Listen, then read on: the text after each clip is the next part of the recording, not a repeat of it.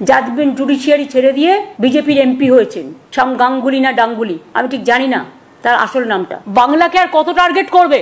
প্রাক্তন শিক্ষামন্ত্রী জেলে পচে পচে মরছে আর ইনি সিপিএম বিজেপি আদালতের দোষ খুঁজছে। আমি জাজমেন্টটা মেনে নিতে পারছি না। উনি জজ সাহেবদেরকে সম্মান করেন কিন্তু জজ সাহেবদের জাজমেন্ট মেনে নিতে পারছেন না। আবার এইদিকে বলছে আমরা সুপ্রিম কোর্টে লড়াই চালিয়ে যাচ্ছি। জেনে রাখবেন আমরা সুপ্রিম কোর্টে গেছি, আমরা লড়াই চালিয়ে যাব, আমরা লড়াই করব। মুখ্যমন্ত্রী মমতা বন্দ্যোপাধ্যায়ের সব থেকে বড় সমস্যা, তিনি গোটা প্রেস কনফারেন্সে সিপিএমকে দোষ দিলেন, বিজেপিকে দোষ দিলেন, আদালতকে দোষ দিলেন, সবাইকে একটু একটু করে দোষের বোঝা ডিস্ট্রিবিউট করলেন, কিন্তু তিনি একবারও বললেন না যে আই অ্যাম সরি। মুখ্যমন্ত্রী হিসাবে আমার দায়িত্ব নেওয়াটা দরকার ছিল। অযোগ্যদের জন্য যোগ্যদের চাকরি গেছে, এর জন্য আমি নাকি দায়ী? তো আপনারা প্রথমে যখন কেস করলেন একবার ভাবলেন না কারা যোগ্য আর কারা অযোগ্য? সেটা তো গভর্নমেন্টকে ভাবতেও দিলেন না। আপনারা নিজে যোগ্য তো? সবসময় বাংলাকে কেন টার্গেট করা হবে? কি দোষ করেছে বাংলার ছেলে মেয়েরা? আজ বাংলার জনগণকে একটাই কথা বলতে চাই, আজকে 26,000 চাকরি বাতিল হয়ে গেছে। 2026-এ এটা মনে থাকবে তো, নাকি আবার 2600 টাকায় বিক্রি হয়ে যাবেন? আমাদের দিদি আছে, আমাদের ম্যাডাম পাস করবে, মমতা বন্দ্যোপাধ্যায় দিদি আমার কে? আমি মনে করি আজ এসএসসি 26,000 চাকরি বাতিল হওয়ার পেছনে তৃণমূল কংগ্রেসের কোনো দোষ নেই। দোষ হচ্ছে বাংলার জনগণের। আপনার দোষ, আমার দোষ। চারিদিকে এত অন্যায়, এত অত্যাচার, খাদ্য চোর, শিক্ষা চোর, গরু চোর, কয়লা চোর, এত কিছু চুরি করার পরও এই দুর্নীতিবাদ সরকারকে বাংলার জনগণ তিনবার ক্ষমতায় বস করেছে শুধুমাত্র ভাতার লোভে। 1000 টাকা করে দিচ্ছে, আমাদের স্বামীর কাছ থেকে হাত পাততে হচ্ছে না, দিচ্ছে 1000 টাকা, তাদের খুব খুশি। এসএসসি নিয়োগ দুর্নীতির বিরুদ্ধে কোর্টে কেস করেছিল বিকাশ রঞ্জন ভট্টাচার্য। 26,000 চাকরি বাতিল করলো কোর্ট। লাখ লাখ টাকার বিনিময়ে ঘুষ নিয়ে চাকরি দিয়েছিল তৃণমূলের নেতারা। এখন প্রাক্তন শিক্ষামন্ত্রী জেলে রয়েছে, আর এইদিকে আমাদের মাননীয় মুখ্যমন্ত্রী মমতা ব্যানার্জি বলছে 10 লাখ চাকরি রেডি আছে, বিজেপির জন্য দিতে পারছে না। বিজেপি আন্দোলনে পড়ে না, সব সময় চলে যাচ্ছে এখানে সিপিএম কংগ্রেস আর বিজেপি মিলে। আমার কাছে 10 লক্ষ গভর্নমেন্ট চাকরি রেডি আছে। একটা কাজ করতে যাচ্ছি তো কোর্টে গিয়ে পিল খাচ্ছে, আর পিল খেয়ে বন্ধ করে দিচ্ছে। 10 লাখ চাকরি রেডি আছে, বিজেপির জন্য দিতে পারছে না। ভাই কোন আলমারিতে চাকরিগুলো রাখা আছে বাংলার জনগণ জানে না, সেই 2011 সাল থেকে শুনে আসছে। আরো 10 লক্ষ চাকরি আমার রেডি হয়ে আছে গভর্নমেন্টে। ভাই বাংলার প্রাক্তন শিক্ষামন্ত্রী পার্থ চ্যাটার্জি বাংলার শিক্ষিত বেকার যুবকদেরকে পথে বসিয়ে বাংলার শিক্ষা ব্যবস্থাটাকে লাঠে তুলে দিয়ে এখন জনগণের ট্যাক্সের টাকায় জেলে বসে বসে আরামে জীবনযাপন করছে। আবার সেই বাংলার শিক্ষিত বেকার যুবক তৃণমূলের ঝান্ডা নিয়ে রাস্তায় মিছিল করে বলছে যে পার্থ চ্যাটার্জি যতই দুর্নীতি করুন না কেন, পার্থ চ্যাটার্জিকে সাপোর্ট করবই। গোবিন্দ সরকার কিসের জন্য মিছিল? দিদিকে এখন এইভাবে অপদস্থ করা হচ্ছে। এখন দিদিকে কোথায় করা হয়েছে? পার্থ চ্যাটার্জিকে করা হয়েছে। তো পার্থ চ্যাটার্জিকে তার মানে তোমরা সাপোর্ট করছো? হ্যাঁ, সাপোর্ট অবশ্যই করব। আচ্ছা মানে যত দুর্নীতি করুক তাও সাপোর্ট করব? সাপোর্ট, দুর্নীতি করে সে কিনা ওটা পরে জানা যাবে, কিন্তু আমরা সাপোর্ট করবই। আচ্ছা চাকরি চাই না? আমি চাকরির জন্য তো এখানে আসিনি, আমি ওনাকে সাপোর্ট করা। এই যে চাকরির ক্ষেত্রে যে দুর্নীতি চলছে, তো দুর্নীতি চলুক, আমার চাকরি চাই না, আমি জাস্ট পার্থ চ্যাটার্জিকে সাপোর্ট করব। যত দুর্নীতি হোক পার্থ চ্যাটার্জিকে সাপোর্ট করবই। ভাই এদের জন্যই বাংলা রাজ্যের শিক্ষা ব্যবস্থার এই অবস্থা। তো দুর্নীতি চলুক, আমার চাকরি চাই না, আমি জাস্ট পার্থ চ্যাটার্জিকে সাপোর্ট করব। শুধু তাই নয়, আর একটা দেখুন, রাজ্যে 26,000 চাকরি বাতিল হয়ে যাওয়ার পর একজন চাকরিহারা শিক্ষক বলছে যে বিজেপি নাকি ক্ষমতায় আসার জন্য এগুলো করেছে। এসব বিজেপির সব লোক আমাদেরকে বলি দিয়ে আমাদের লাশের ওপরে এই রাজ্যের পালাবদল চাইছে। আবার সিঙ্গুর নন্দীগ্রাম কাণ্ডকে হাতিয়ার করে যেমন তৃণমূল কংগ্রেস রাজ্যে ক্ষমতায় এসছে, আমাদের লাশের ওপর, আমাদের এই চাকরিকে, আমাদের উপর বিজেপি রাজ্যে ক্ষমতায় আসতে চাইছে। দেখে তো মনে হচ্ছে গান্ধীজির নোট ভালোই দিয়েছে। তবে হ্যাঁ, যোগ্য শিক্ষকদের জন্য সহানুভূতি রয়েছে ভাই, কিন্তু ঘুষ দিয়ে চাকরি পাওয়া শিক্ষকদের জন্য সহানুভূতি না দেখানাই ভালো। এসব বিজেপির সব লোক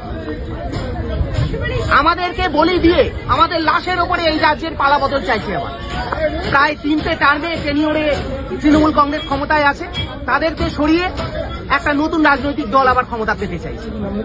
তারপরে এনআরসি করব, সিএ করব, মুসলিম ভাগাবো, নানা রকম ইস্যু সামনে আসবে। আরে আরে আরে চাকরি বাতিল হয়ে গেছে, এখানে সিএ, এনআরসি, মুসলিমদেরকে তাড়িয়ে দেওয়া হবে, এগুলো কেন আসছে? আমাদের লাশের ওপর, আমাদের এই চাকরিকে, আমাদের উপর বিজেপি রাজ্যে ক্ষমতায় আসতে চাইছে। দিদি আছে চিন্তা কিসের? যাও পার্টি অফিসে গিয়ে সময় দাও, ক্যারাম খেলো, আর না হলে ঘুগনি বিক্রি করো, চপ বিক্রি করো, আর তা না হলে কচুরি পানা দিয়ে থালা বাটি তৈরি করো, আর কাশফুল তো রয়েছে, বালিশ তৈরি করো। বাংলায় কাজের অভাব নেই। আরো 10 লক্ষ চাকরি আমার রেডি হয়ে আছে। 10 লাখ চাকরি রেডি আছে, যা গেছে গেছে, এবার অন্তত উৎসবে ফিরুন। কি বলে? 26,000 চাকরি বাতিল, হাজার হাজার মানুষ অসহায় হয়ে পড়লো। আবার ভোট আসলে সেই বাঙালিকে দুধে ভাতে খাইয়ে দিয়ে ডাবল ডাবল চাকরি হবে বলে লোভ দেখিয়ে আবার ক্ষমতায় চলে আসবে, কারণ আমাদের দিদি আছে। মানুষ অবহেলাকে ভুলে গেছে, এই 26,000 চাকরিও ভুলে যাবে। 2026 আসবে, আবার সেই বাংলা নিজের মেয়েকেই চাইবে। হ্যাঁ নিশ্চয়ই খেলা হবে। এসএসসি চাকরির বাতিল নিয়ে আমাদের এই দেবাংশু ভট্টাচার্য কি বলছে একবার শুনুন।